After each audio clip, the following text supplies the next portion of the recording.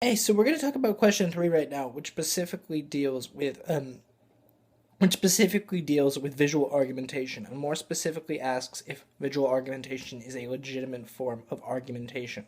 So this is actually a very complicated question for me to answer, and I'm going to start out with very vague, and I'm going to elaborate. So my actual answer for this is yes and no.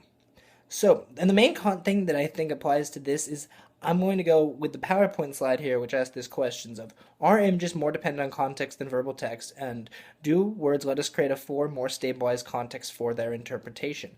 So, for example, say someone makes an ad that they make as an anti-war ad, but then someone interprets it as something else.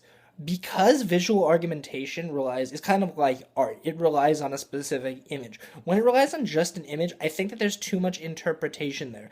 There's too much for people to interpret for themselves. And when people are able to interpret things for themselves, I'm not sure that there is a legitimate argument there. Like, for example, in debate, if someone is going to read a poem in their case, or someone is going to play a song, they need to explain the functionality of that, how it counts for their debate round, how it counts in this argument, how it functions.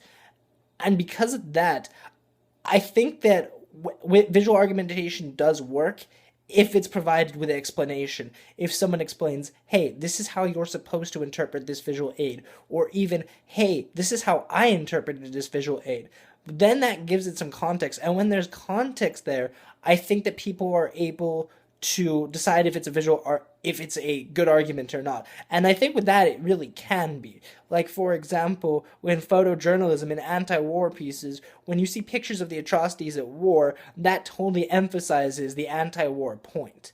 And I think that that is really, really strong. But if I just saw the photograph at a different point, maybe I would say, wow, that sucks, that's really violent, but I wouldn't necessarily interpret it as this author has an idea of anti-war. This is specifically an anti-war image. So because of that, like I said, I do think that visual arguments can be part of an argument, but I don't necessarily think that a visual argument, the visual aspect alone can be its own argument, if that makes sense. So that is my answer.